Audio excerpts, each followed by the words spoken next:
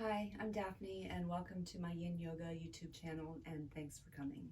So today I want to talk to you about the shoelace pose, the Yin shoelace. And I want to explain and demonstrate a few different variations and modifications for this posture. And the reason that we have multiple modifications and variations for many of the Yin poses is because our bodies are all different. And so what feels good for me is not going to feel good for someone else. And what looks really pretty on someone else is going to be excruciating for me. So this is something that we call functional yoga, functional anatomy. It's not something that I developed. I have to give all of those kudos to Paul Grilly. If you have been practicing Yin for any period of time at all, you'll be familiar with who Paul is. If you're not, Google Paul Grilly and you'll get more information on him. So for the shoelace, first we'll just start in what is probably most familiar. So this is what we call the tight shoelace. You've got your knees stacked and you're dragging your feet as close to the outer hips as you can get them. So a very tight shoelace. For me, this does not feel so great, and I'm not going to be able to take much of a forward fold as I try to lean forward because it doesn't feel good in my right hip. The other reason is because my knees are hovering above the ground, so I would need to place a block underneath my knees in order to support myself. I could do it, but I might get more benefit from taking on one of the other variations. So, tight shoelace. You can widen your tight shoelace by moving the feet further forward. So for me, that feels a little bit better. It feels a little bit more accessible. It feels like I'm going to be able to take my forward fold maybe a little bit deeper, get some more beneficial sensation in my outer hips and my outer thighs and in my lower back. I still might have to put the block underneath my knees to support myself so that I can really relax into this. All right, so we had tight, we have wide. The other version is to do a loose shoelace. And the loose shoelace is going to be more familiar to a lot of people as a double pigeon, where the shins are stacked. So again, for me, not going to happen. I have some space in between my legs.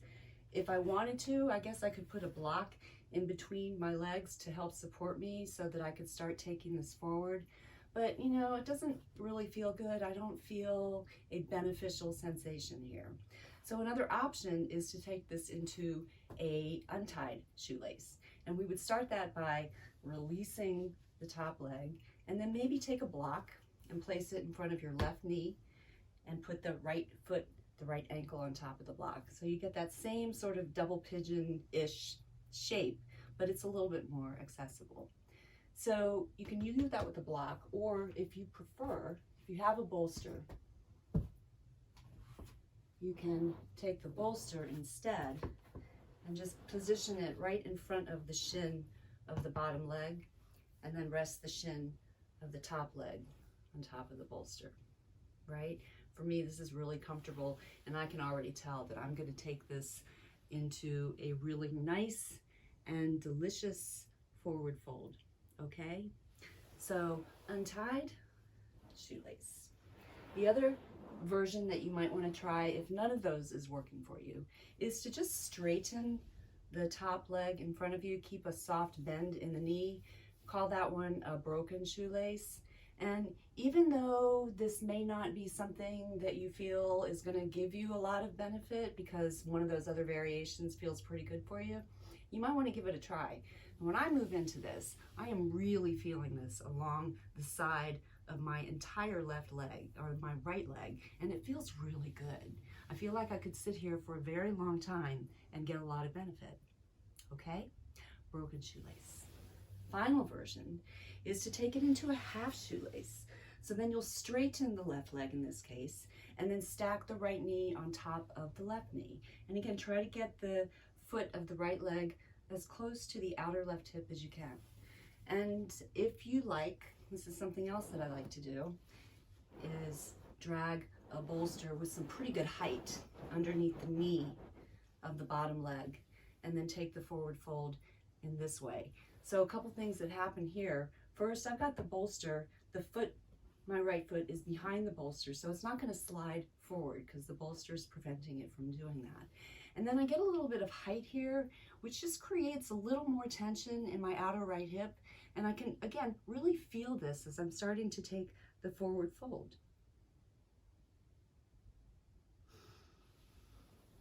And that feels good.